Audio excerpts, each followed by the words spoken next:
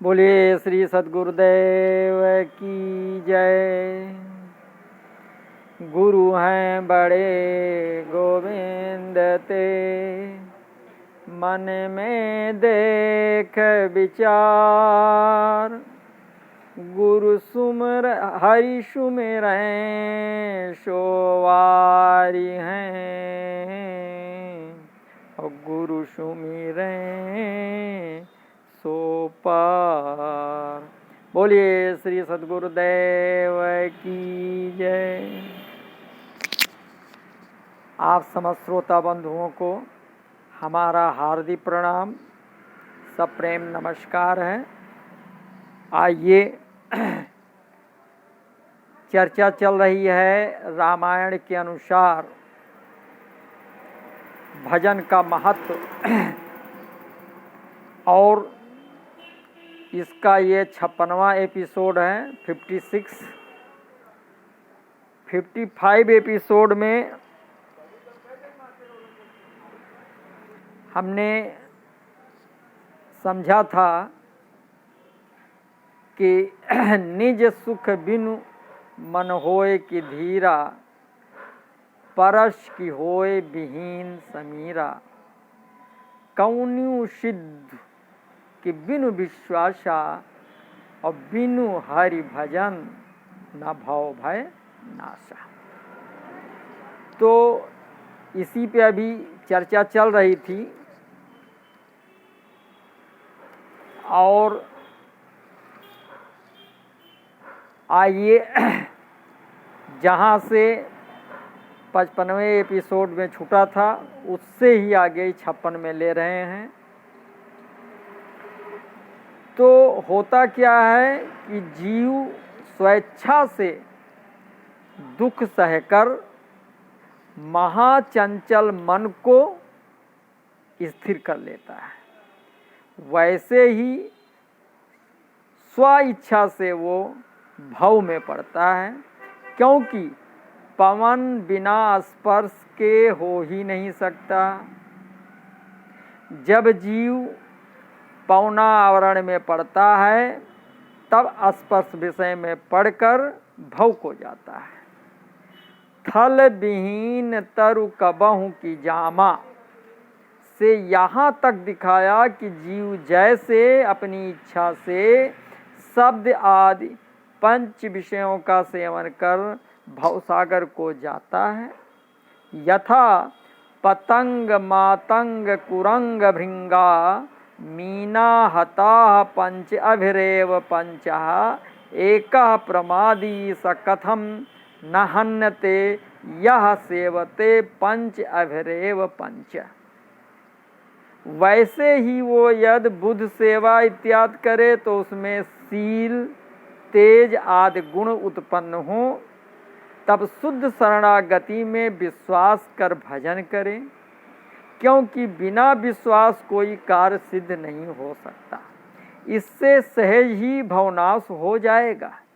ये गुण भाव गुप्त भावार्थ हुआ, और वाच्यार्थ ये है कि जैसे 13 बातें अटल सिद्धांत हैं जो वो अभी 55वें में बताई गई हैं, वैसे ही अटल सिद्धांत है कि बिनु हरि भजन न भव भय नाशा।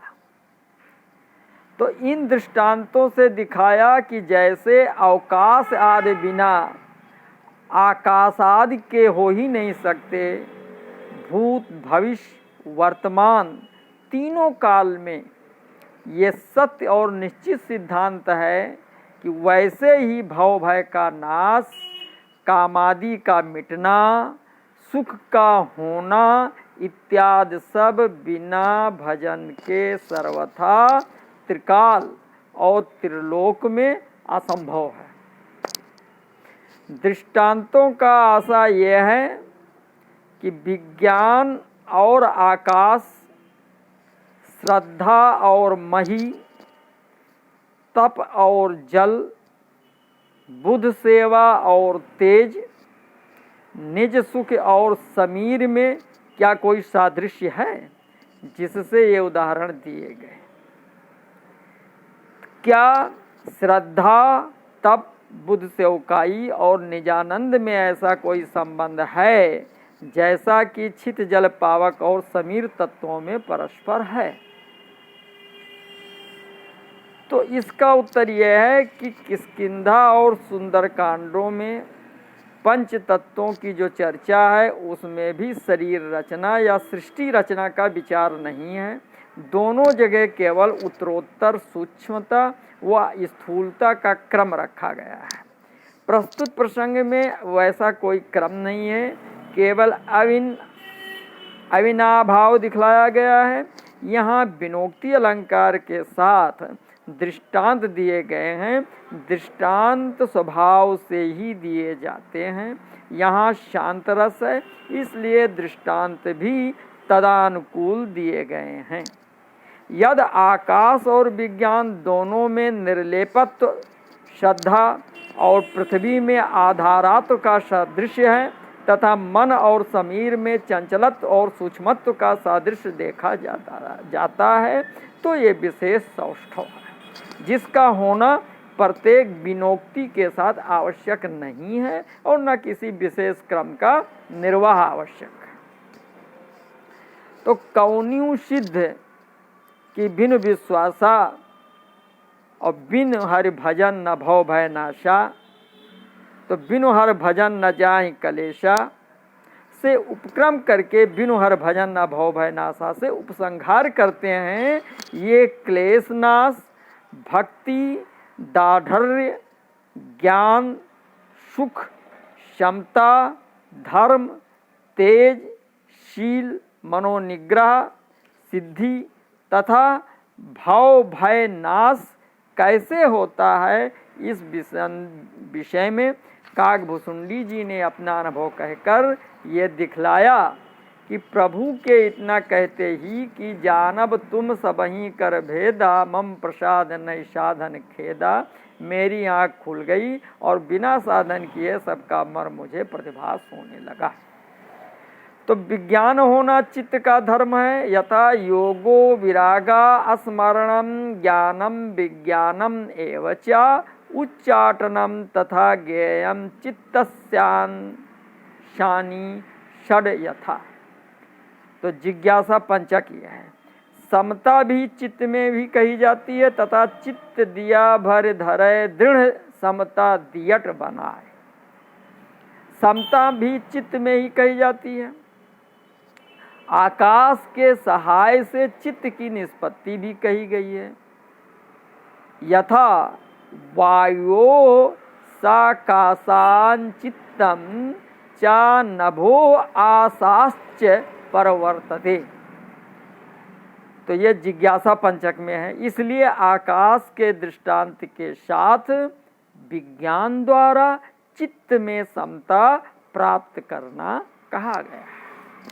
बुद्धि के द्वारा श्रद्धा समेत धर्म होते हैं। यथा जपो यगस तपस्त्याग आचारो अध्ययनम तथा बुद्धेश्चैव षडंगानि ज्ञातव्यान मुमुक्षुभिः। बुद्धि की निष्पत्ति पृथ्वी तत्व के सहाय में कही गई है। यथा बुद्धि ही जाता छितेरपि। इसलिए पृथ्वी के दृष्टांत द्वारा श्रद्धा पूर्वक धर्म द्वारा बुद्धि को शुद्ध करना कहा गया है। तपस अग्नि का नाम है। अग्नि के साहाय्य में अहंकार की निष्पत्ति कही गई है। यथा अहंकारो अग्नि संजाता। तो अहंकार शरीर का होता है। वो जल तत्व के रसगुण द्वारा रसना से विविध रसों से पोषित शरीर के द्वारा विकार को प्राप्त होता है। इसलिए इसकी शुद्धि के लिए जल तत्व के दृष्टांत द्वारा तप से शुद्ध होना कहा गया है कि तप से इंद्रिय निग्रह होकर तेज विस्तार होने पर देहाभिमान नाश होगा। फिर शुद्ध हृदय होने पर बुद्धों की सेवा द्वारा सद्वृत्ति प्राप्त होती है। मन वायु की तरह चंचल है, इसे वायु के दृष्टांत के द्वारा आत्म सुख से शांत होना कहा गया है। इस तरह यहाँ अंतःकरण चतुष्टय का साधन भी कहा गया है कि आकाश की तरह चित्त में अवकाश तत्व, पृथ्वी में गंध की तरह बुद्धि में वासना, अहंकार में अग्नि की सी उष्णता और मन में वायु की सी चंचलता स्वाभाविक है, पर ये सब इन साधनों से शुद्ध हो जाते हैं। तो आगे गोस्वामी जी बता रहे हैं कि बिनु विश्वास भगत नहीं, और त्यहि बिनु द्रवहि न राम, और राम कृपा बिनु सपनहु, और जीवन लाह विश्राम। अस विचार मत धीर, तज कुतर्क संशय सकल, और भजहु राम रघुवीर, करुणा कर सुंदर सुखद।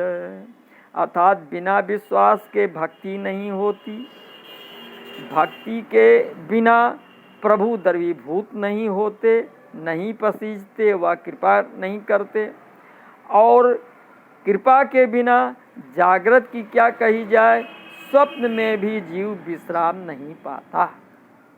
तो हे मतधीर, ऐसा विचार कर समस्त कुतर्कनाएं और संशय छोड़कर करुणा की खान सुंदर और सुख देने वाले भजन को भजो। तो बिन विश्वास में कारणमाला और प्रथम विनोक्ति अलंकार है। तो बिन विश्वास भगत नहीं, और पूर्व में कहा है कि शंकर भजन बिना नर भगत न पावै मोर। तो दोनों का सामंजस्य भवानी शंकरो बंदे श्रद्धा विश्वास रूपों से हो जाता है। तो आगे बताए त्यहि बिनु द्रवहि न राम। तो श्री राम जी विश्वास बिना प्रसन्न नहीं होते, समय समय पर विश्वास की परीक्षा ली जाती है। यथा गरज तरज पाषाण बरस पब पीत परख जिय जाने, और अधिक अधिक अनुराग उमग उर पर परमित पहचाने। कानन भूधर बार बयार महाविष व्याधि दवा अरि घेरे, और संकट कोटि जहाँ तुलसी सुत मातु पिता हित बंधु न नेरे। राखिए राम कृपाल तहाँ हनुमान से सेवक हैं जहि केरे, नाक रसा तल भूतल में रघुनाथ एक सहायक मेरे। तो इत्यादि जैसी कवितावली, विनय, दोहावली आदि में कहा है। ऐसे ही अनेक संकटों द्वारा परीक्षा होती है, उनमें उत्तीर्ण होने पर प्रभु प्रसन्न होते हैं। जीव न लह विश्राम यथा कहाँ विमल मत संत, वेद पुराण विचारयश द्रमय जान की कंत, तब छूटे संसार दुख। तो को विश्राम की पाओ तात सहज संतोष बिनु। दोनों वाक्यों का सामंजस्य इस प्रकार होता है कि प्रभु की कृपा होती है तभी संतोष होता है, और बिना उनकी कृपा के नहीं। इसलिए सद्गुरु कृपा की आवश्यकता ज़्यादा है। सद्गुरु कृपा होगी तो सब चीज़ अपने आप क्रम से जो है व्यवस्थित हो जाता है। विश्राम का स्वरूप यह है कि हृदय के अंदर शांति उत्पन्न हो। कबहू मन विश्राम न मान्यो, निस्दिन भ्रमद विसार सहज सुख, जहाँ जहाँ इंद्रिन तान्यो। और जतब विषय संग सहे दुसह दुख, विषम जाल अरुझान्यो। और तदप न तजत मूढ़ ममता, बस जानत हूँ नहीं जान्यो। निज हित नाथ पिता गुरु हरि सो, हरस हृदय नहीं आन्यो। तो अस विचारी अर्थात जैसा ऊपर पहले बताया जा चुका कि बिन हर भजन न जाए कलेसा से, यहाँ तक कहा गया है। उस प्रकार विचार कर अर्थात बिना भजन के क्लेश नहीं मिटते, अतः भजन ही कर्तव्य है, ये समझकर मत धीर का भाव की धीर बुद्धि ही विचार कर सकता है, दूसरा नहीं। प्रारंभ में खगराई का, अंत में मतधीर, क्योंकि यहाँ राजा का गुण है। मतधीर विशेषण इस संबंध में गरुड़ जी के लिए कई बार और भी आया है।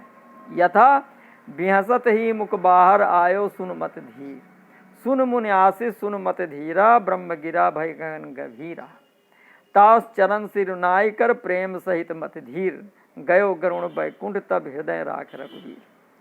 तो इन उदाहरणों से ज्ञात होता है कि बुद्धि के थीर यानी स्थिर होने से ये विशेषण दिया जाता है, चाहे राजा हो, वीर हो अथवा कोई भी हो। यथा पंथ जात सोहै मत धीरा, तो ब्रह्मचरज व्रतरत मत धीरा, तुम्हें की करय मनोभव पीरा। नारद जी तो अस्तुत करत जोर कर सावधान मत धीर ब्रह्मा जी।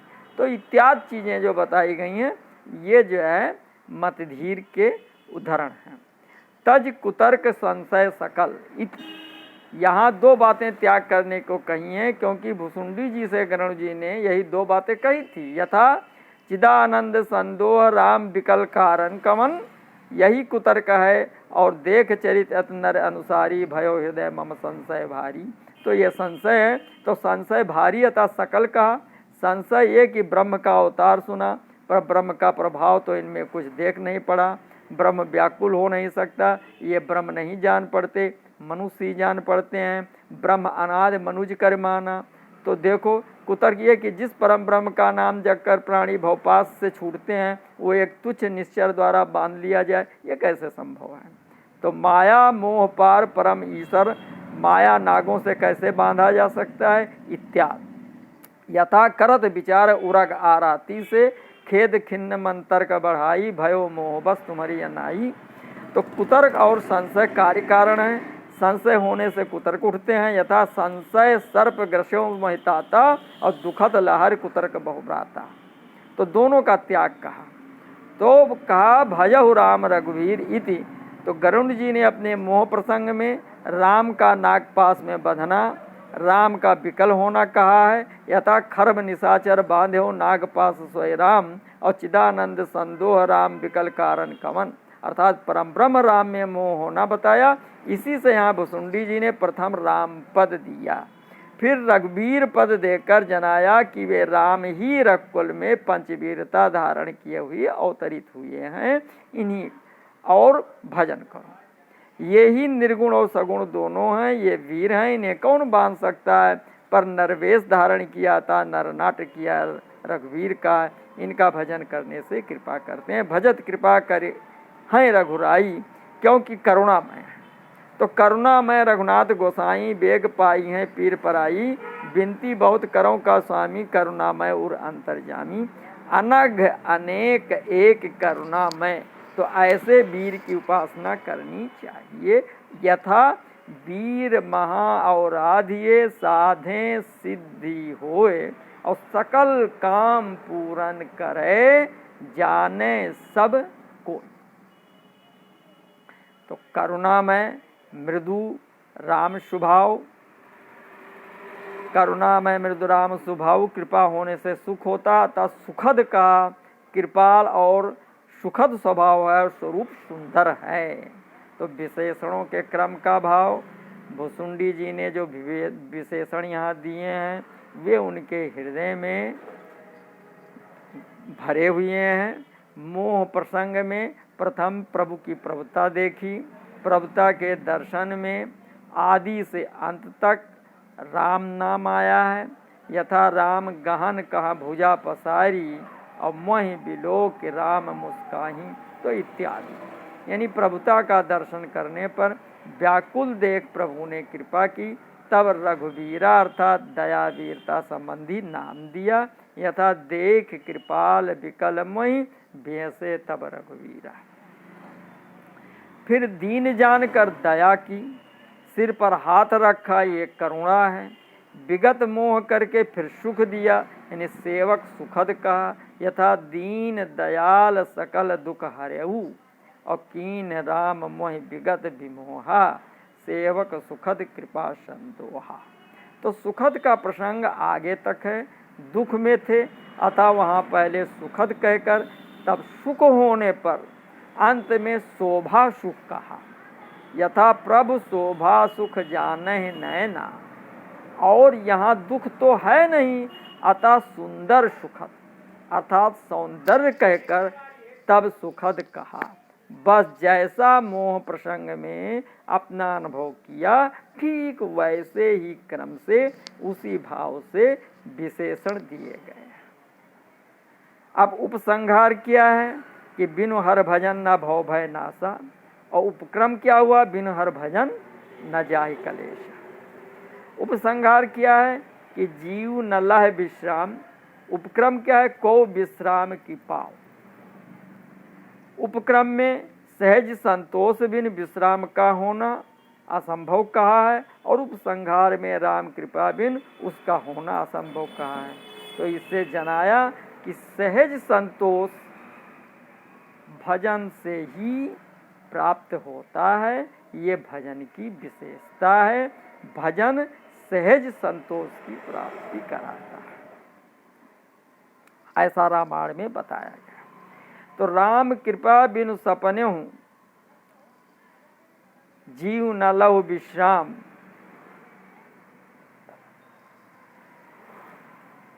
और अस विचार मत धीर। तो राम कृपा बिनु सुन खगराई, तो अनुभव कथन में राम कृपा बिनु का संपुट है। प्रारंभ में राम कृपा बिनु सुन खगराई, और अंत में भी राम कृपा सपने होय न